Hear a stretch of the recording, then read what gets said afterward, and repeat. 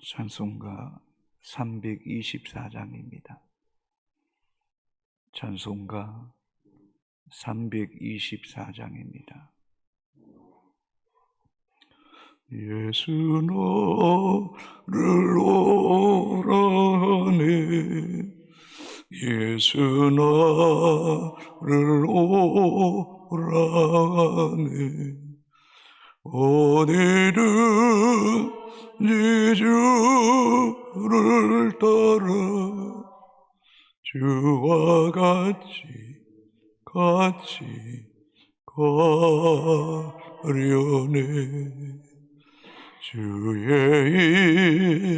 인도하심 따라 주의 인도하심 따라 어디든지 주를 따라 주와 같이 가려네. 겟세마네 동산까지 주와 함께 가려하니 피땀 흘린 동산까지 주와 함께 가려네. 주의 인도하심 따라 주의 인도하심 따라 어디든지 주를 따라 주와 같이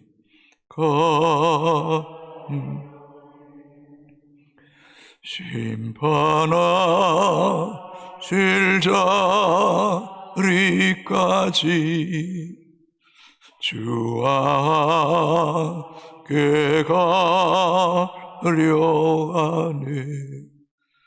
심판하실 자리까지 주와 함께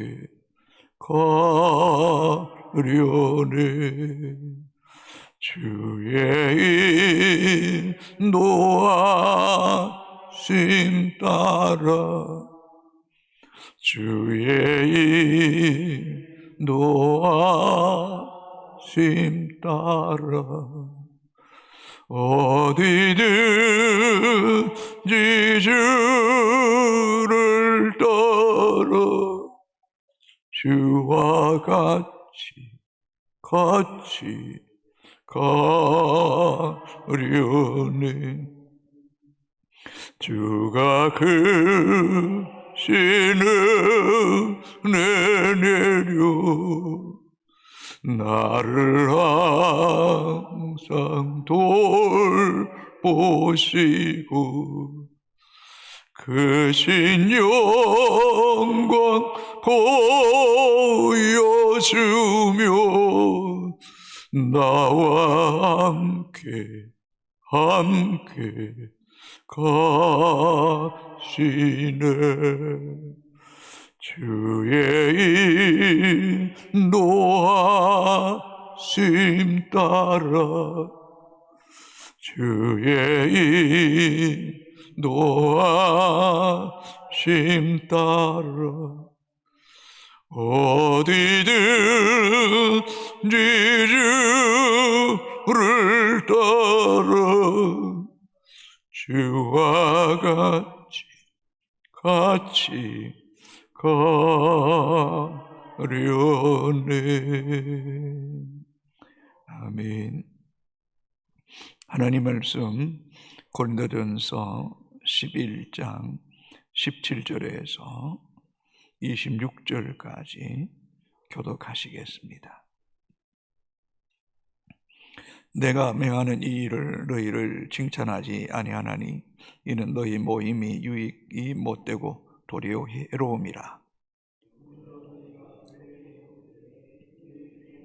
이 담을 듣고 어느 정도 믿거니와 너희 중에 바당이 있어야 너희 중에 옳다 인정을 함을 받은 자들이 나타나게 되리라.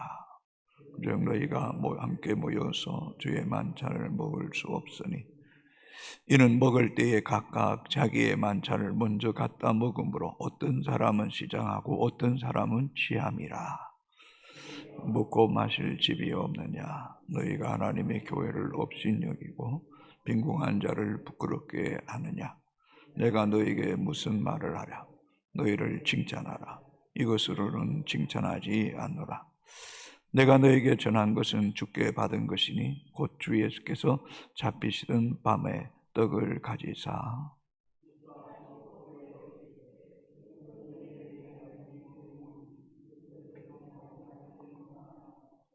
식후에 또한 그와 같이 잔을 가지시고 이르시되 이 잔은 내 피로 세운 제 언약이니 이것을 행하여 마실 때마다 나를 기념하라 하셨으니 너희가 이 떡을 먹으며 이 잔을 마실 때마다 주의 죽으심을 그가 오실 때까지 전하는 것이니라. 아멘.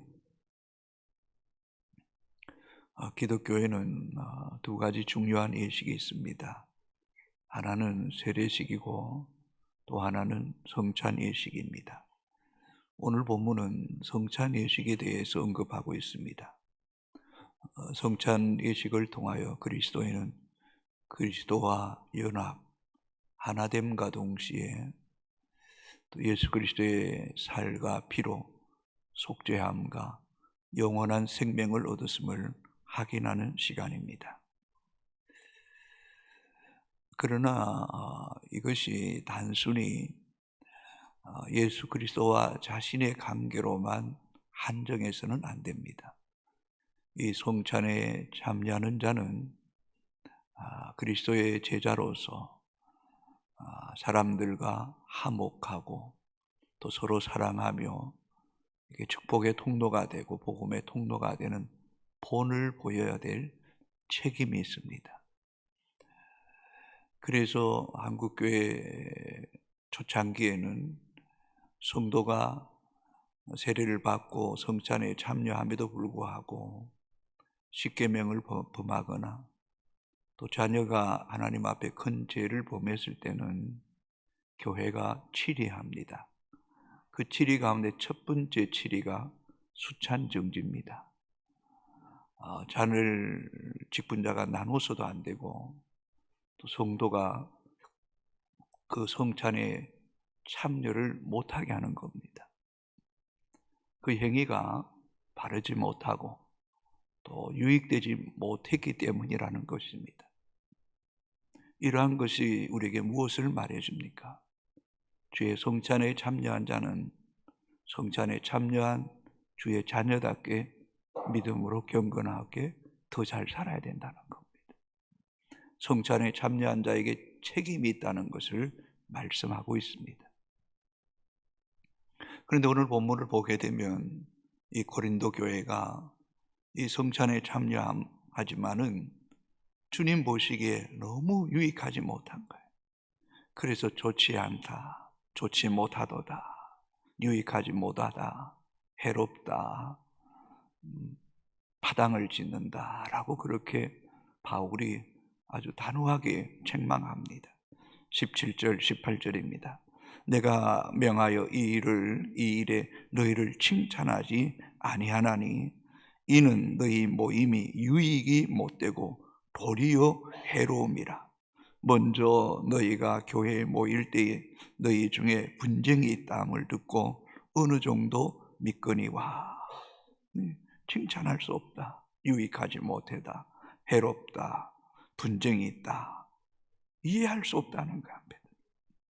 그럼 무엇이 어떻게 이런 성찬 또 성만찬을 행했기에 사도 바울이 이렇게 불편한 표현을 썼을까요? 조금 먼저 우리가 좀 이해해야 될 것이 있다면 초대교회 또 고린도 교회 당시에는 성찬식이라기보다는 성만찬에 가까웠습니다. 주의 떡과 살을 먹지만은 우리처럼 이렇게 간소화해서 약식으로 먹었던 것이 아니라 떡도 많이 먹고 잔도 많이 마셨습니다. 그래서 어떤 분들도 그런 이야기하죠. 목사님, 좀 잔을 좀 넉넉하게 주면 안 됩니까? 떡을 좀 많이 주면 안 됩니까? 하는 이런 질문하는 정도도 있지만 왜 그것을 그렇게 줄였을까라는 것에 대한 답도 본문 속에서 찾을 수가 있습니다. 20절 21절입니다. 그런즉 너희가 함께 모여서 주의 만찬을 먹을 수 없으니 이는 먹을 때에 각각 자기의 만찬을 먼저 갖다 먹으므로 어떤 사람은 시장하고 어떤 사람은 취했다. 성만찬을 행하는데 먼저 온 사람들이 그 성만찬에 그 떡을 많이 먹어버린 거예요. 주로 어떤 사람이었느냐 하면 부자들, 돈 있고 할 일 없는 사람들이 먼저 와서 떡을 많이 먹어버렸어요. 잔도 많이 마셨는데 그 잔이 취하기까지 마신 거예요. 그리고 가난한 자들이 늦게까지 일하고 와서 보니 떡이 없는 거예요. 시장한 거예요. 줄인 거예요. 잔도 없는 거예요. 아니, 그리스도께서 어떻게 몸을 주시고 자신의 이 피를 나눠주셨는데 그 사랑, 그리스도의 정신, 그리스도의 삶은 아랑곳 없고 먹고 취하는 것에 이 빠져있는 이 고린도 교회 성도들 볼 때에 사도 바울의 마음이 얼마나 상했겠어요. 그래서 좋지 못하다, 유익하지 못하다, 해롭다 라고 그렇게 말씀하는 거예요. 22절에도 이렇게 말씀합니다. 너희가 먹고 마실 집이 없느냐? 집에서 차라리 먹고 마시지. 너희가 하나님의 교회를 업신여기고 빈궁한 자들을 부끄럽게 하느냐? 내가 너에게 무슨 말을 하나? 너희를 칭찬하라. 이것으로 절대 내가 칭찬할 수가 없다. 할 수가 없다. 부자들이 자기 배만 채우고 늦게 온 가난한 자들 먹을 것이 없도록 하는 게 이게 교회냐? 이게 그리스도인이냐? 이런 정신을 가지고 그리스도의 이 살을 먹고 피를 마실 수가 있겠냐는 거. 절대로 있을 수 없는 일이라. 칭찬할 수가 없다는 거. 주의 거룩한 만찬을 이 만찬 되지 못하게 하는 거, 더럽히는 자들이라는 겁니다. 교회 공동체는 이 성도 간의 이 차별하는 것 정말 조심해야 됩니다. 부자들은 부자들끼리 먹고 마시고 가난한 자들은 가난한 자들끼리 먹고 마시는 것, 이건 하나님이 아주 싫어하는 거죠. 참 상궁사궁 찬양 경연들 이렇게 하면서 이렇게 홀로 나온 사람들, 또 남편이 믿지 않는 그런 사람들, 자기 가정들과 이렇게 함께 찬양하려고 하는 이런 모습들이 이 젊은이들 속에서 얼마나 귀하게 보이는지 모르겠습니다. 여러분, 우리도 이런 일들을 알고 있지만 영적으로 깨어있지 않으면 끼리끼리 모이기를 좋아하는 치우침을 통해서 가난한 자들이, 약자들이 보았을 때는 이게 교회냐, 이게 그리스도의 정신이고 삶이냐라고 비판받을 수 있다는 사실을 늘 생각하고 조심조심해. 여러분, 왜 하나님께서 그렇게 모세오경에서 가난한 자들에게 쓸 것을 줘라, 이삭을 다 주지 마라, 열매를 남겨둬라, 그렇게 한 이유가 뭡니까? 돌아보라는 거예요. 책임감이 있다는 거예요. 부자에게는 가난한 자를 돌아볼 책임이 있다는 거예요.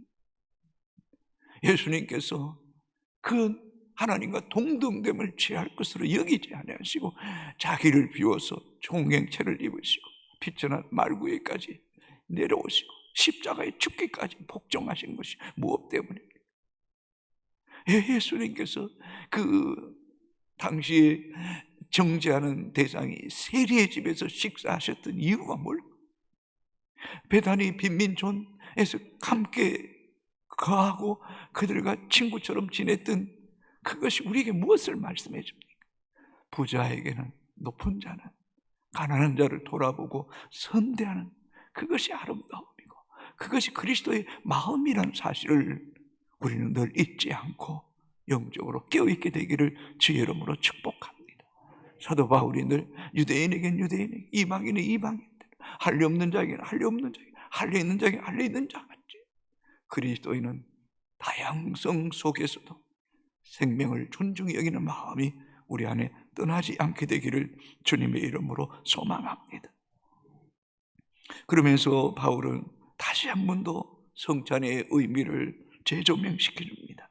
첫째, 성찬의 제일 중요한 의미는 예수 그리스도 십자가를 기억하라는 것입니다. 23절 24절입니다. 내가 너에게 전한 것은 주께 받은 것이니 곧 주 예수께서 잡히시던 밤에 떡을 가지사 축사하시고 떼어 이르시되 이것은 너희를 위하는 내 몸이니 이것을 행하여 나를 기념하라. 이것은 너희를 위한 내 몸이니 이것을 행하여 나를 기념하라. 예수를 믿으면서도 하나님의 사랑이 느껴지지 않는다. 하나님은 나를 사랑하실까 하는 이런 의구심을 가질 때도 있을 것입니다. 그러나 여러분, 이 성찬에 이 떡을 대할 때 우리는 가슴 저리도록 깊은 사랑에 감격해야 됩니다. 누가 우리에게 살을 떼어서 줄 사람이 이 세상에 어디 있겠습니까? 어떻게 하나님이 아들을 이 땅에 보내셔서 십자가에서 그 몸을 찢어서 그 살을 주시면서 떡을 떼어 주시면서 이것은 너희를 위한 내 몸이다. 이것을 기념하라. 여러분, 이 성찬에는 하나님의 사랑이, 하나님의 마음이, 하나님의 눈물이, 하나님의 피가 담긴 거예요. 누가 우리를 살을 찢어서 우리를 살릴 자가 이 세상에 누가 있겠습니까? 그래서 하나님이 세상을 이처럼 사랑하사 독생자를 주셨으니 이는 저를 믿는 자마다 멸망하지 않고 영생을 얻게 하려 하심이라 라고 말씀했던 거죠. 우리는 성찬에 참여할 때마다 예수 그리스도의 십자가를 기억할 뿐만 아니라 하나님의 지고한 사랑, 말로 다 표현할 수 없는 사랑, 인간으로서는 할 수 없는 사랑, 하나님만이 하실 수 있는 사랑을 쏟아부으신 것을 우리는 기억해야 돼요. 단순히 성찬 때만 기억해야 될까요? 아닙니다. 24시간 여러분을 하나님이 얼마나 사랑하셨는가를 늘 기억하며 그 사랑에 감격하며 성찬에 대할 때마다 여러분의 감격과 십자가의 은혜에 깊이 빠져드는 은혜가 있게 되기를 주의 이름으로 축복합니다. 주님의 살이 뭡니까? 생명입니다. 요한복음 6장 48절, 49절, 50절에 내가 곧 생명의 떡이니 너희 조상들은 광야에서 만나를 먹어서도 죽었거니와 이는 하늘에서 내려오는 떡이니 사람으로 하여금 먹고 죽지 아니하게 하는 것이니라.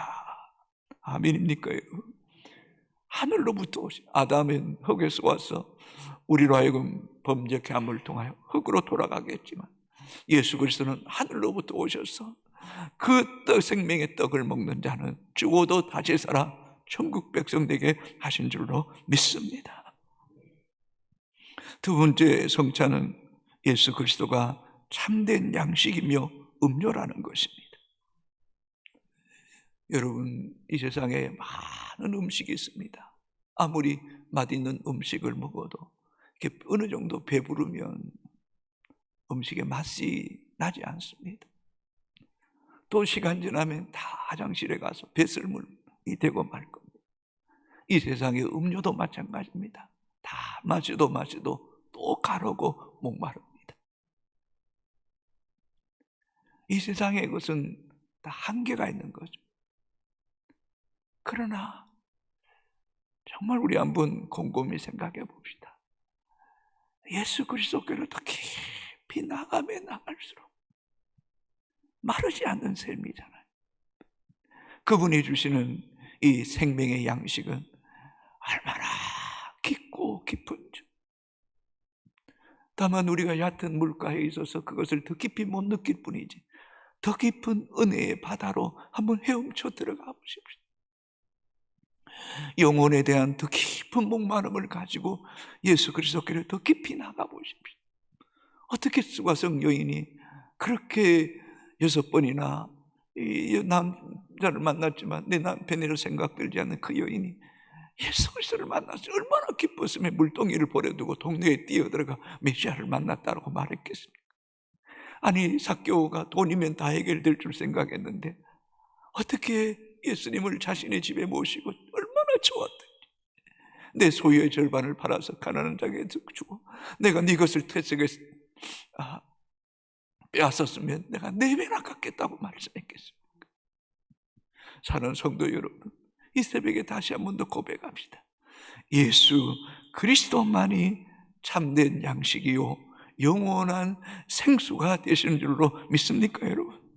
사람이 떡으로만 살 것이 아니요 하나님 입에서 나오는 말씀으로 살 것이라고 말씀했던 것처럼 예수 그리스도 안에서 참된 만족과 영원히 목마르지 않는 생수가 우리에게 공급되는 줄로 믿습니다. 그럼에도 불구하고 오늘 얼마나 많은 현대인들이 여전히 그리스도인들도 이 세상에 동분서주하며 그저 목을 메고 살아가는지. 여러분, 우리 한번 곰곰이 생각해. 왜 허무합니까? 왜 공허합니까? 왜 정신적인 우울증이 오고 이런 공황장애가 오는 겁니까? 그리스도께로 향하지 않기 때문에. 세상의 것에 마음 빼앗길 때 그런 아픔이 찾아오는 거예요. 참된 양식, 참된 음료, 생명의 양식, 생명떡이 되신 주님께 들어가면 들어갈수록 정말 하늘나라의 기쁨을 누리는 은혜가 있게 될 줄로 믿습니다.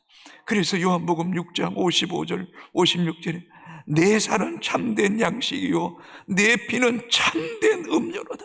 내 살을 먹고 내 피를 마시는 자는 내 안에 거하고 나도 그의 안에 거하나니 그의 안에 거하나니. 여러분, 이 주님의 양식과의 음료, 이 잔을 마시는 자는 주님 안에 거하는 거예요. 주님 안에 거하는 거예요. 주님이 우리 안에 계시는 거예요. 우리 안에 계시는 거예요. 주님이 우리를 돌보시는 거예요. 책임지시는 거예요. 인도하시는 거예요. 인도하시는 거예요. 걱정하지 마세요. 걱정하지 마세요. 세 번째는 성찬의 피를 통해서 언약을 기억해야 됩니다. 25절입니다.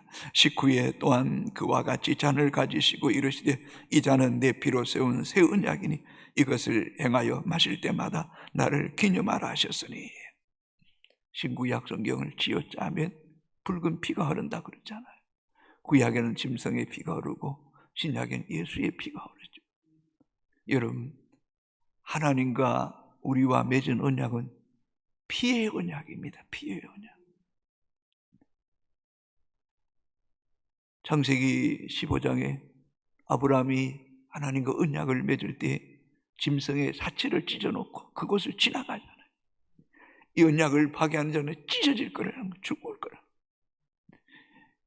하나님이 우리에게 언약을 맺으시는데 피의 언약을, 십자가의 피 흘림의 언약을 주신 거예요.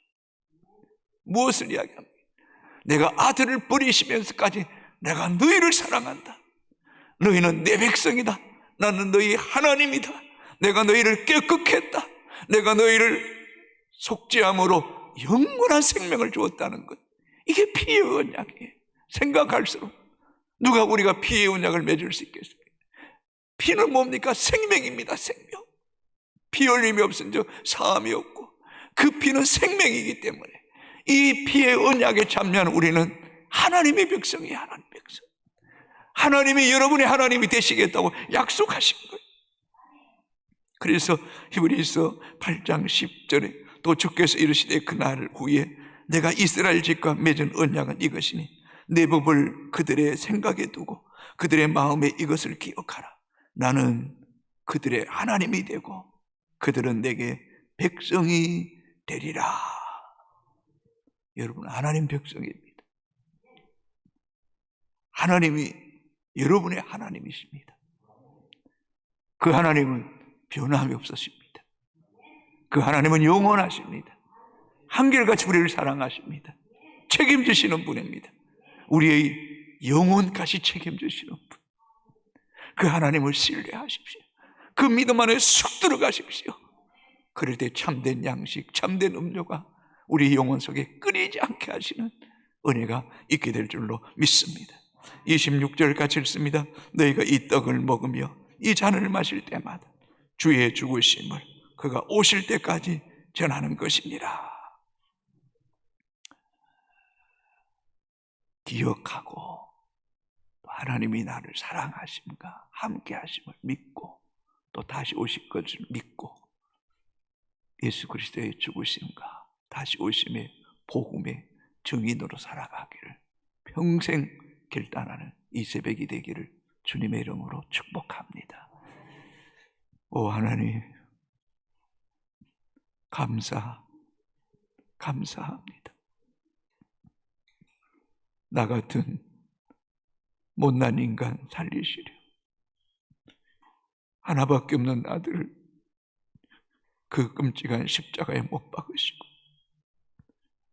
살을 찢어주심으로 참된 양식이 되게 하시고 피로 언약을 세우심으로 속죄하심과 사유하심으로 영원한 생명을 우리에게 허락하심을 감사합니다. 오 하나님, 이 성찬에 참여할 때마다 하나님의 사랑이 얼마나 크고 놀라운가를 알게 하시고 또 성찬에 참여한 주의 자녀다운 삶을 살아가게 하여 주옵소서. 차별하지 않게 하시고 우리의 몸을 더럽히지 않게 하시고 거룩하게 하소서. 우리의 생각과 우리의 입술과 우리의 행위가 하나님의 자녀답게 하나님 백성답게 합당한 삶을 살게 하여 주옵소서. 오 하나님, 세상에 겹눈질하지 않게 하시고 세상에 목마른 불쌍한 영혼이 되지 않게 하여 주옵기를 원합니다. 참된 양식이 누구입니까? 참된 음료가 누구입니까? 우리의 마음이 어디를 향하고 있습니까? 더 깊은 은혜의 바다로 들어가기 원합니다. 예수 그리스도 안에 더 깊이 들어가기 원합니다. 주님을 더 인격적으로 만나기 원합니다. 우리의 배에서 영원히 목마르던 생수의 강이 흐르게 하여 주옵기를 원합니다. 생명의 양식으로 살게 하여 주시옵소서. 이 십자가에 피 묻은 복음을 또 다른 영혼에게 전하고 생명을 살리고 또 가난한 자, 주린 자, 목마른 자들을 돌아보는 아버지의 마음을 우리 안에 부어 주옵소서. 이 땅을 불쌍히 여겨 주시옵소서.